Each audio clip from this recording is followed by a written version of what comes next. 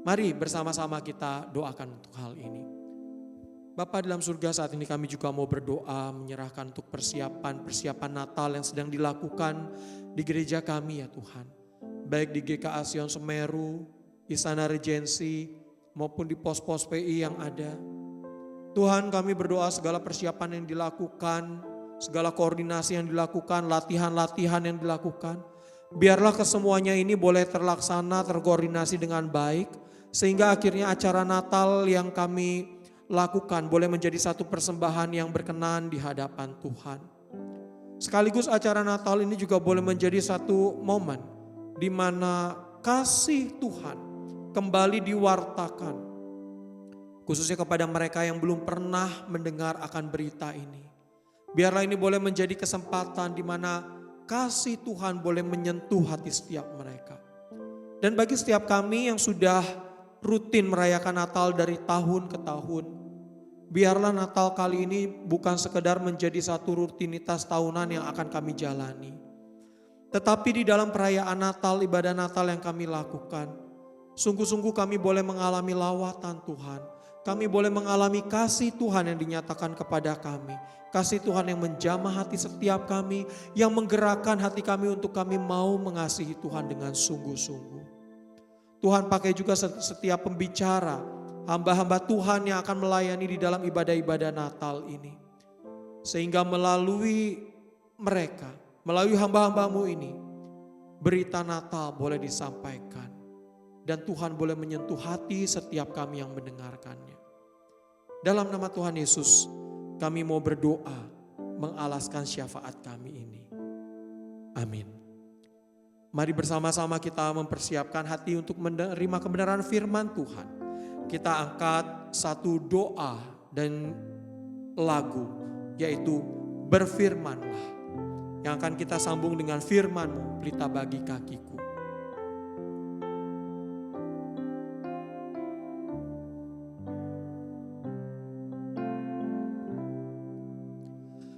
Berfirmanlah, kami datang untuk menerima sabda kudus-Mu.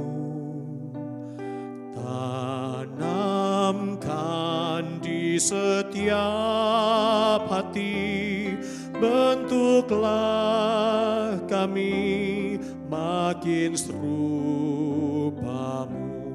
Biar terang Kristus jelas terlihat dalam kasih dan karya imanku.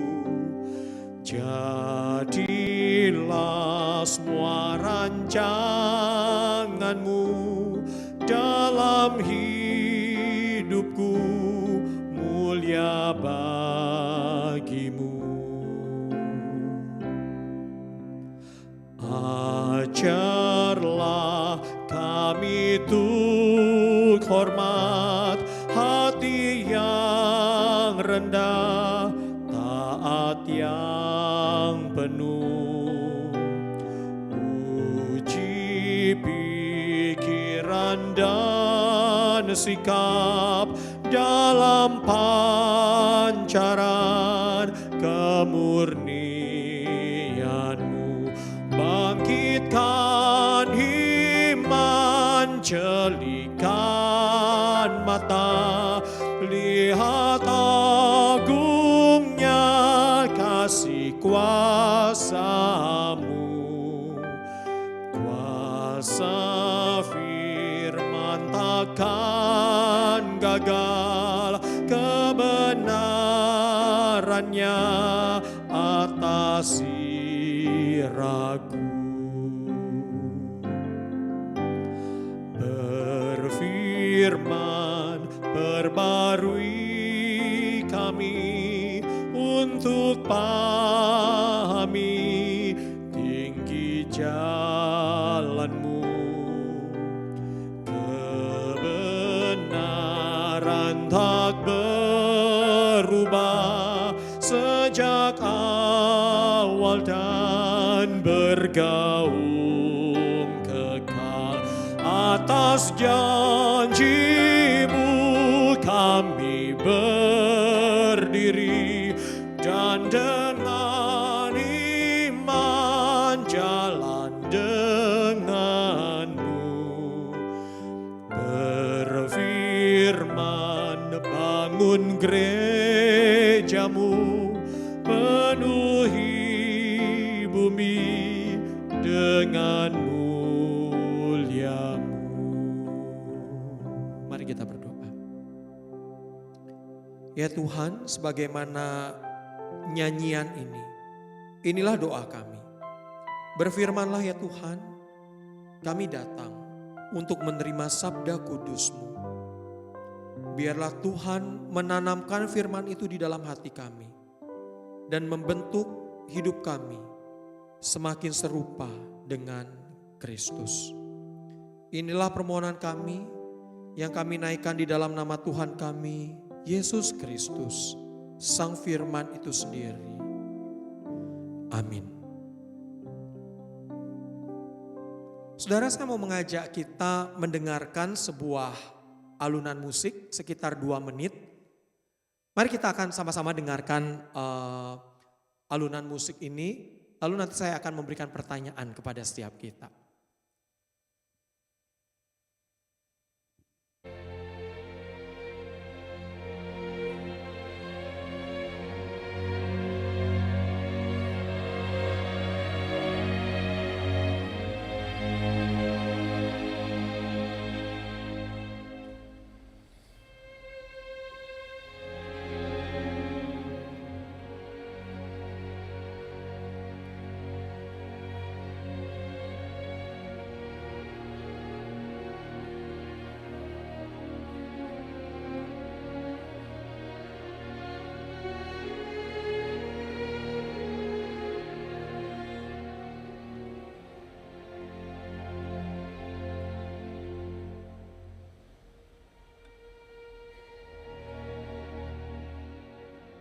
Oke.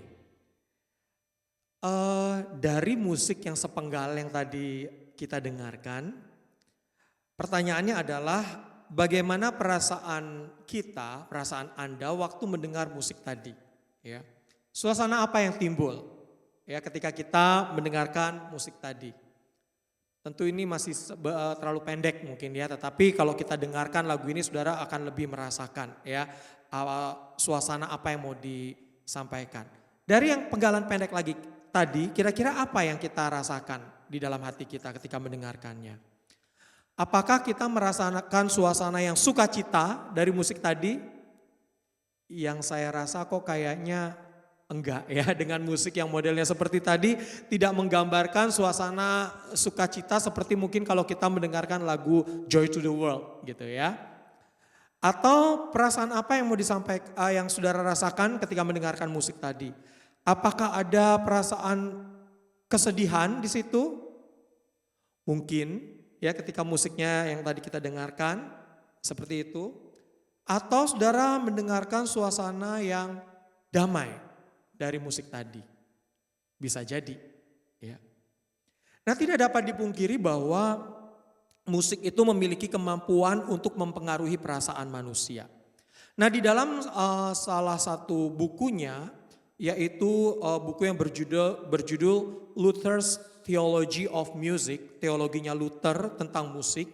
Penulis buku itu yaitu Antila, dia menjelaskan bahwa musik itu memiliki kemampuan untuk memotong komponen kognitif dari emosi manusia. Maksudnya begini, emosi manusia itu tidak akan pernah bisa lepas dari rasio manusia itu sendiri. Misalnya ketika saya bertanya kepada Anda, gimana perasaan Anda saat ini? Ya.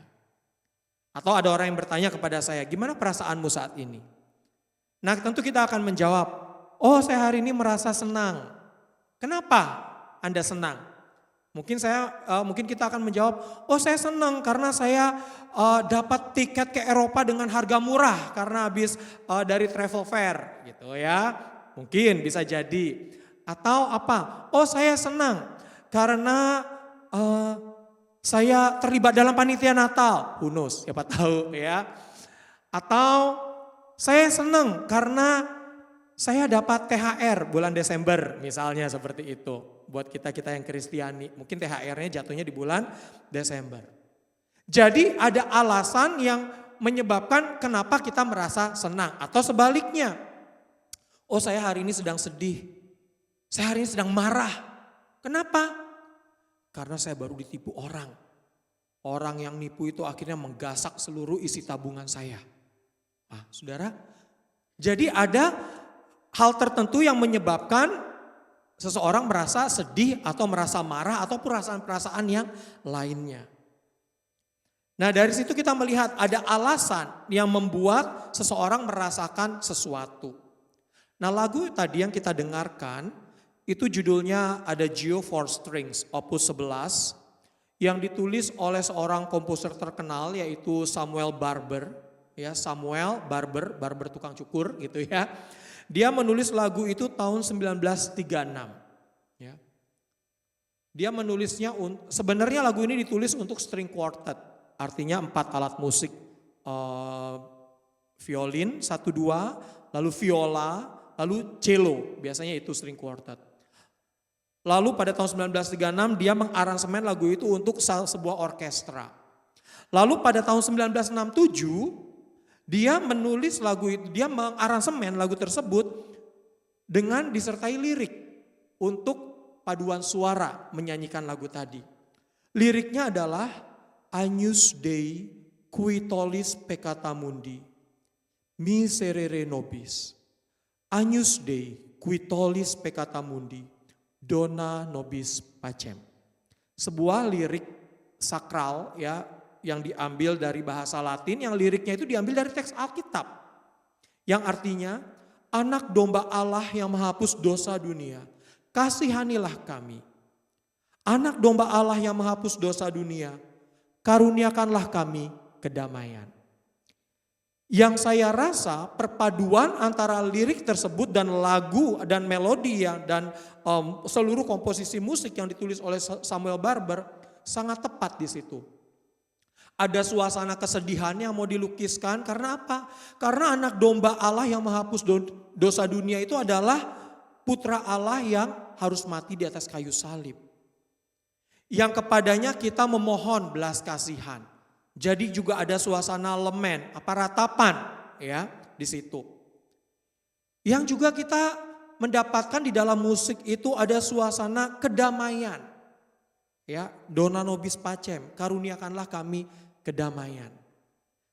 Nah, saudara, di sini kita melihat bahwa perpaduan musik dan lirik yang diambil dari teks Alkitab itu sangat cakep sekali di dalam lagu tersebut. Saudara nanti boleh cek di YouTube ya. Saudara bisa lihat Agnus Dei itu AGNUS gitu ya. Agnus tulisannya Agnus Dei. Terus saudara tambahkan Samuel Barber. Nanti saudara akan melihat ya bagaimana lagu itu ditulis dengan sedemikian rupa dengan begitu indah sekali ya. Nah, kalau kita perhatikan di dalam Alkitab, banyak bagian Alkitab yang mencatat tentang nabi atau raja bahkan umat Tuhan yang bernyanyi. Makanya di Alkitab kita itu ada kitab Mazmur yang isinya itu adalah sebenarnya buku nyanyian di situ ya. Lalu di dalam kitab kita kalau kita melihat di dalam Keluaran, di situ juga ada puji-pujian yang dinaikkan oleh Musa setelah dia keluar dari setelah dia bersama bangsa Israel bebas dari kejaran tentara Firaun. Lalu di dalam kitab Wahyu kita juga melihat ada pujian ya di sana. Di dalam kitab Yesaya kita melihat pujian, kudus kuduslah Tuhan. Ya. Kita melihat di dalam Alkitab kita itu banyak dicatat nyanyian pujian kepada Tuhan. Yang artinya Tuhan memakai musik itu sedemikian rupa di dalam Alkitab. Saya mau mengajak kita membaca 2 bagian firman Tuhan. Yang pertama dari Kolose 3 ayat 16. Salah satu ayat favorit saya dan juga mungkin bagi banyak pemusik-pemusik gereja gitu ya. Kolose 3 ayat 16 demikian firman Tuhan. Hendaklah perkataan Kristus tinggal dengan limpahnya di antara kamu, sehingga kamu dengan segala hikmat mengajar dan menegur seorang akan yang lain, dan sambil menyanyikan mazmur, puji-pujian dan nyanyian rohani, kamu mengucap syukur kepada Allah di dalam hatimu.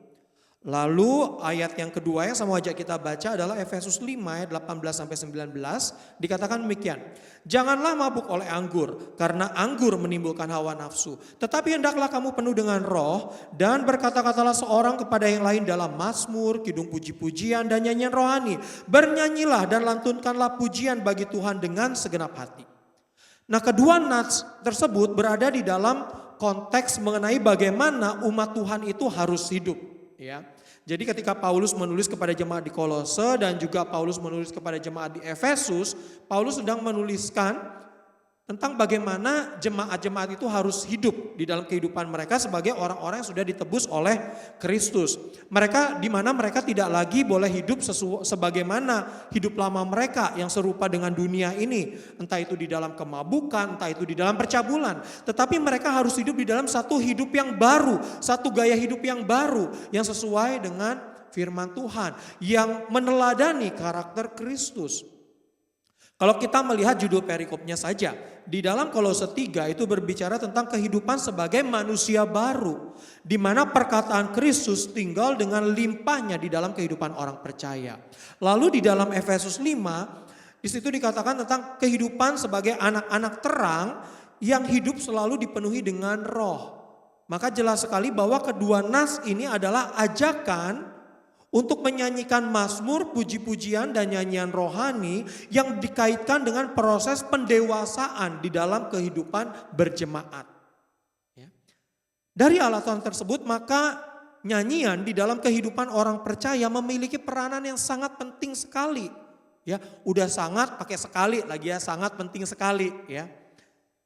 Kita melihat di sini bahwa musik atau katakanlah nyanyian berperan di dalam membangun iman orang percaya. Di dalam Kolose 3 ayat 16 dikatakan, hendaklah perkataan Kristus tinggal dengan limpahnya di antara kamu, sehingga kamu dengan segala hikmat mengajar dan menegur seorang akan yang lain, dan sambil menyanyikan mazmur, puji-pujian dan nyanyian rohani, kamu mengucap syukur kepada Allah di dalam hatimu. Nah, ada yang berpendapat bahwa kalimat sambil menyanyikan mazmur dan seterusnya itu adalah bagian yang terpisah dari kalimat mengajar dan menegur seorang akan yang lain. Karena kalau dilihat kan seolah-olah dan sambil menyanyikan mazmur, puji-pujian dan nyanyian rohani, kamu mengucap syukur kepada Allah. Seolah-olah frasa menyanyikan mazmur, pujian dan nyanyian rohani itu adalah lebih untuk mengucap syukur kepada Allah. Sedangkan bagian yang mengajar dan menegur itu adalah bagian yang tersendiri. Tetapi ketika saya membaca beberapa tafsiran Alkitab, sejauh tafsiran yang saya baca, yang saya sebut beberapa tadi, semuanya sependapat untuk tidak memisahkan bagian ini.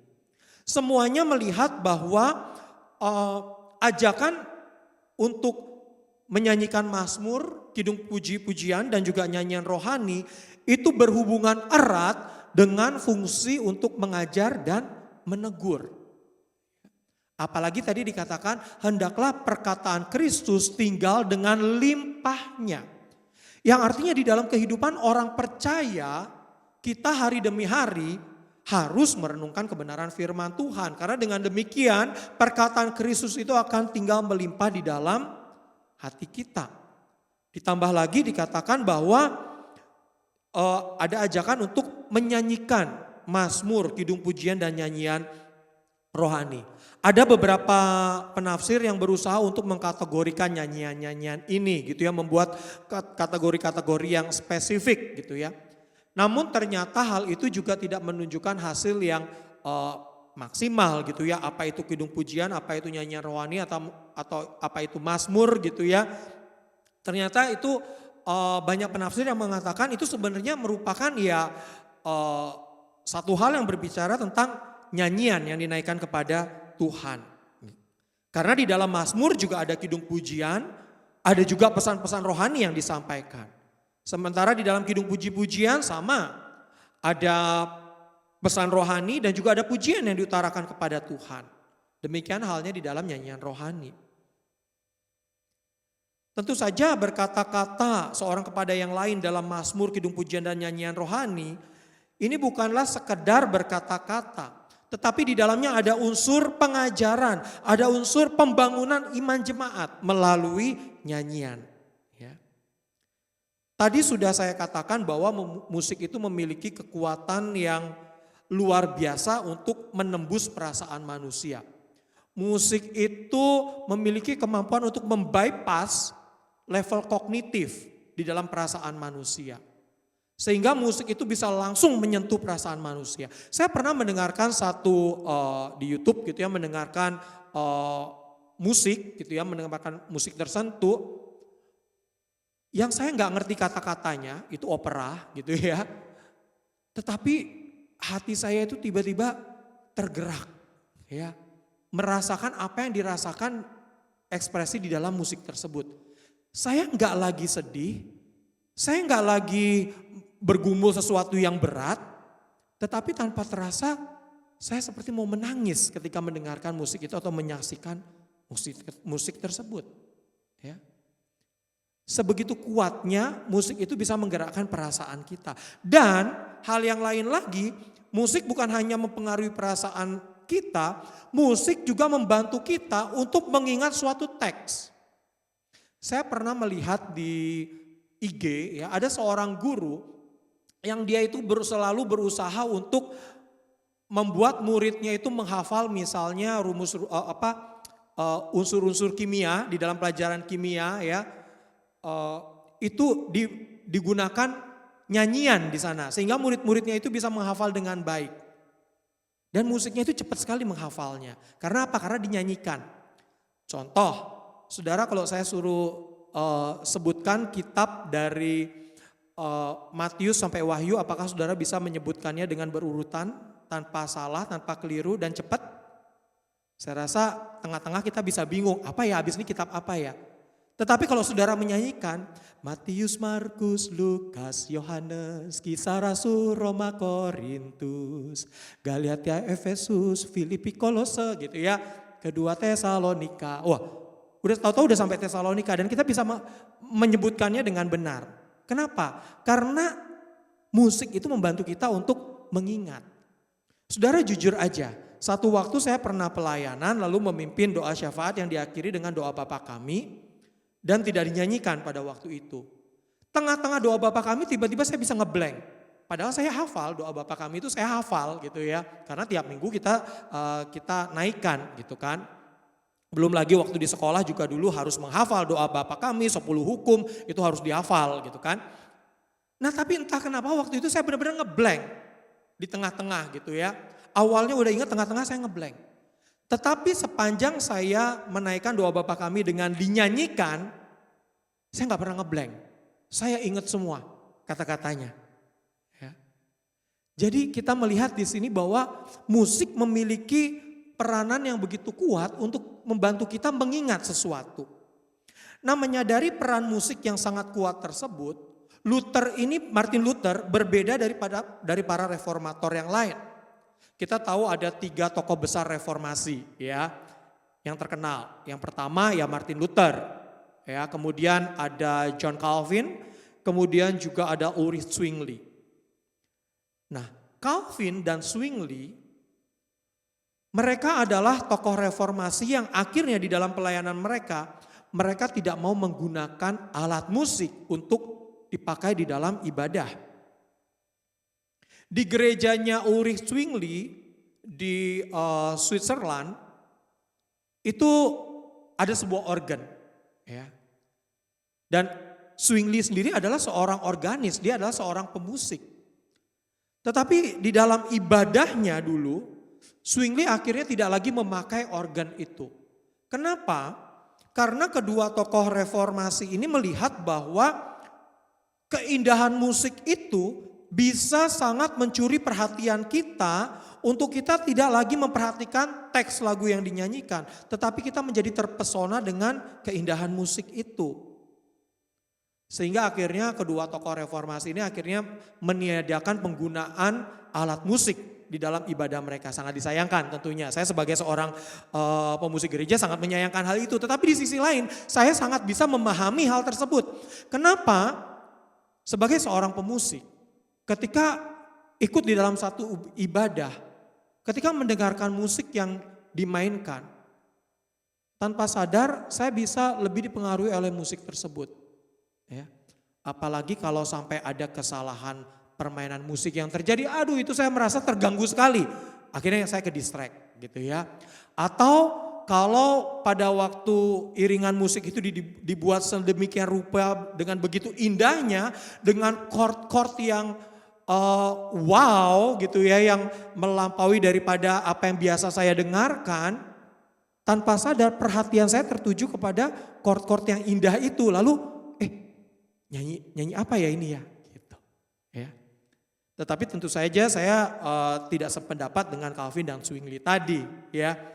Saya lebih sependapat dengan Luther. Luther sebaliknya. Dia justru melihat karena musik memiliki kekuatan yang luar biasa, maka ia sangat mementingkan penggunaan nyanyian jemaat dan juga alat-alat musik di dalam ibadah.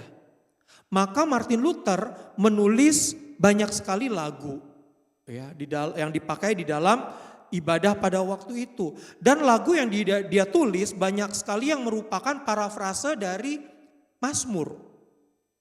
Tujuannya apa? Tujuannya adalah supaya jemaat ketika beribadah di gereja, mereka menyanyikan lagu itu dan tanpa sadar firman Tuhan itu sedang mereka nyanyikan, dan tanpa sadar akhirnya mereka bisa menghafal apa yang mereka nyanyikan. Ya. Saya mau tanya, lebih banyak mana yang kita hafal? Ayat Alkitab atau nyanyian? Ya. Saya rasa lebih banyak nyanyian yang kita hafal daripada ayat Alkitab gitu ya. Nah, alangkah indahnya bukan kalau ayat-ayat Alkitab itu dikompos dalam bentuk nyanyian. Wah, kita bisa semakin banyak lagi menghafal firman Tuhan tersebut gitu ya. Nah, dengan demikian nyanyian tersebut berfungsi untuk menyatakan perkataan Kristus, berfungsi untuk mengajar, menegur, dan tentu saja untuk memuliakan Tuhan. Maka dari itu sesuai dengan tema kita hari ini, enak musiknya, benar doktrinnya. Ya. Maka dari itu musik yang enak ya, khususnya di dalam konteks ibadah, konteks nyanyian rohani, musik yang enak harus menunjang kebenaran teologi. Ya. Musik tidak boleh membuai kita dan membuat kita jadi mengabaikan pesan dari lagu yang dinyanyikan. Ada satu lagu yang saya sangat suka, lagu ini sudah sangat familiar, sudah sangat terkenal, yang saya ingin ulas sedikit, dan saya kasih disclaimer dulu ya, ketika saya mengulas lagu ini bukan berarti saya anti terhadap lagu ini, bukan berarti saya mau mendiskreditkan penulis lagu ini, enggak, sama sekali enggak. Ya. Tetapi tujuannya adalah untuk mengajak kita melihat bagaimana musik yang sudah biasa kita nyanyikan, itu membuat kadang kita menjadi tidak terlalu memperhatikan logika di dalam kalimat-kalimat yang kita nyanyikan. Lagu itu adalah di bawah kepak sayapmu, kau bawaku terbang tinggi, melintasi langit biru, bagaikan raja wali.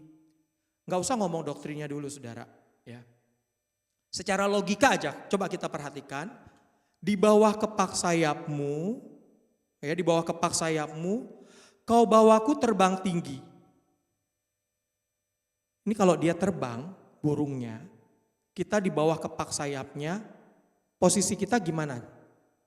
Apakah kita bergelantungan di sayap itu, lalu burungnya kepak-kepakan sayap, rasanya kita langsung mabok tuh ketika burungnya mengepakkan sayap, kita bergelantungan, jangan-jangan kita malah kelempar. Gitu loh. Ya. Atau gimana nih? Ya. Tapi saudara, by the way, lagu ini diambil dari ayat Alkitab loh. Ya. Tentu saja ini adalah metafora yang kita tidak bisa pahami secara literal. Betul. Tetapi ketika lagu tadi dikatakan di bawah kepak sayapmu kau bawaku terbang tinggi, secara logika kalimat ini menimbulkan satu pertanyaan. Gitu ya. Nah, coba kita lihat ayat-ayat Alkitab yang mendasari lagu ini ya. Mazmur 91 ayat 4 dikatakan demikian. Dengan kepaknya atau dengan sayapnya ia akan menudungi engkau. Di bawah sayapnya engkau akan berlindung. Kesetiaannya menjadi perisai dan penangkis. Saya ambil dari TB2. Ya. Saudara, kalau kita perhatikan, apakah di sini berbicara tentang posisi yang sedang terbang? Enggak. Ya.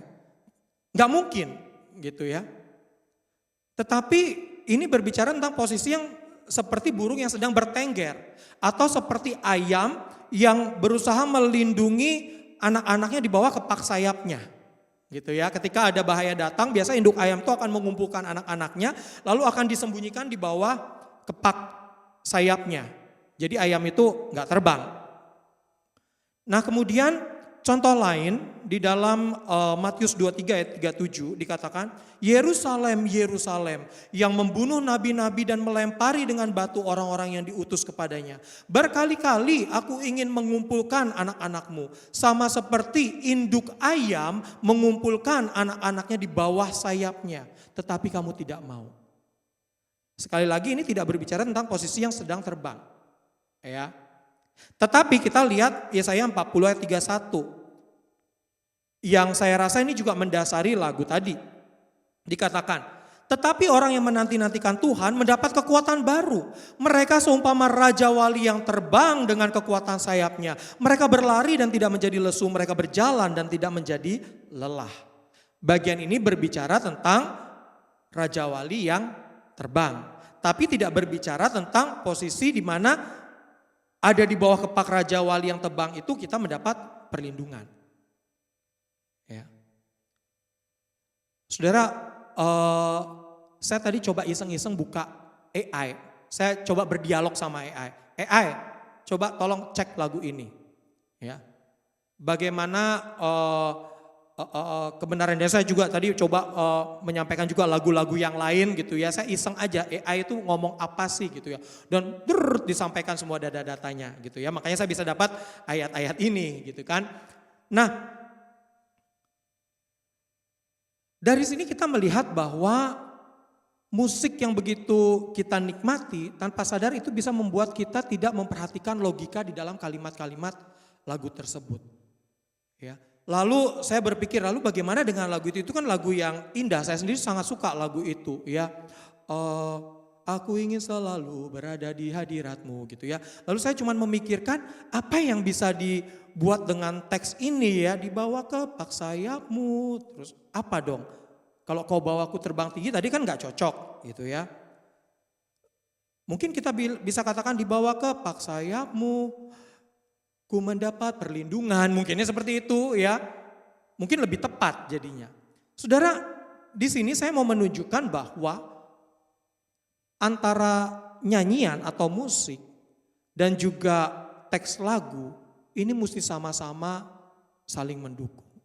Jangan sampai nanti musiknya udah baik, teksnya lemah secara teologi atau secara logika kalimatnya. Atau teksnya sudah bagus, tetapi musiknya juga lemah, tidak mendukung ekspresi teks, juga sangat disayangkan. Nah, saya mau mengajak kita melihat lagu yang tadi kita nyanyikan di awal ya. Lagu ini adalah salah satu contoh himne modern ya, nyanyikan lagu Immanuel yang ditulis oleh Keith Getty beserta beberapa temannya, ada Matt Boswell, Matt Papa, kemudian ada Keith Getty dan ada seorang lagi. Di baitnya dikatakan demikian. Nyanyikan lagu Immanuel, dan by the way ini adalah terjemahan ya. Jadi kalau kita melihat mungkin ada beberapa sedikit kejanggalan karena ini adalah terjemahan. Ya, kalau saudara melihat di dalam bahasa Inggrisnya akan lebih tepat tentunya. Nyanyikan lagu Immanuel, Dia Kristus yang dinubuatkan di bawah bayangan Bethlehem. Dia di lagu ini menyampaikan tentang nubuat Kristus yang dinubuatkan di Bethlehem. Itu khotbah minggu lalu Bethlehem ya. Lalu dikatakan janji fajar kita saksikan. Ya. Artinya kita menyaksikan akan ada surya yang terbit itu, yaitu Kristus itu. Angkat suaramu, serukan. hebat dan mulia, kasih telah tiba. Bergabung dengan segenap surga, ini adalah ajakan untuk memuji Kristus yang sudah dinubuatkan itu dan yang telah datang. Lalu di bait keduanya, next bait keduanya, boleh di next. Sambut datangnya Immanuel, ada ajakan untuk menyambut datangnya Immanuel, Raja yang tanpa mahkota. Saudara, ini menekankan satu kebenaran bahwa Kristus itu adalah the Prince of Peace itu. Bukan raja yang menegakkan otoritas dengan kuasa yang bisa seenaknya, enggak. Raja yang tanpa mahkota, tak berdaya, Sang Maha Kuasa. Dia adalah Tuhannya Maria yang kini menjadi anaknya Maria. Maksudnya di situ Tuhan Maria kini anaknya. Maksudnya dia itu adalah Tuhannya Maria tetapi sekarang menjadi anaknya Maria secara biologis. Apa yang mau disampaikan di sini? Doktrin inkarnasi. Ya. Hikmat yang selamatkan kita, ya. Gembala dan Majus menyembah dia, anugerah agung. Satu sisi dia adalah anugerah yang agung, tetapi di sisi lain dia adalah betapa rendah karena dia datang di dalam segala kerendahan, di dalam segala kehinaan. Datanglah sujud memuji dia. Lalu bait tiganya. Bait ketiga, bagikan. Nah, di sini ada seruan untuk membagikan kabar Immanuel. Damai untuk lelahnya jiwa, untuk jiwa yang lelah, ya. Angkat wajah, Raja telah datang, ingat Mazmur. Hai pintu-pintu gerbang yang sudah berabad-abad, angkatlah kepalamu, ya. Oleh terang, gelap pun kalah, yaitu Kristus, sang terang dunia itu. Terpancar kemuliaannya, Injil harapan bergema. Dia buka jalan, dia ditinggikan, nama Yesus diberitakan. Ini adalah salah satu contoh himne modern. Ya. Lagu yang sangat baik sekali. Dan di bagian refnya itu adalah nyanyian malaikat, Gloria, Gloria, Gloria. Saudara, ini adalah salah satu contoh di mana sebuah nyanyian mengakomodir doktrin-doktrin inti kekristenan. Ada doktrin inkarnasi di situ, ya. Kemudian juga ada nubuatan yang digenapi di situ, ya. Kita melihat kekayaan, kelimpahan pengajaran di sini. Meskipun dia tidak menyampaikan ayat Alkitab yang secara literal dituliskan di situ. Saudara, dari perenungan kita malam hari ini, saya mau mengajak kita kembali menyadari bahwa ketika menyanyikan nyanyian-nyanyian di dalam ibadah kita gitu ya. Yuk kita jangan sekedar nyanyi begitu saja. Mari kita coba meresapi setiap makna dari lirik nyanyian yang kita nyanyikan. Ya. Dengan demikian firman Tuhan yang diberitakan melalui nyanyian itu benar-benar berbicara kepada kita. Bukan hanya berbicara kepada kita, ketika kita menyanyikan di dalam satu ibadah komunal, itu juga berbicara kepada orang-orang yang hadir di dalam ibadah tersebut. Ya.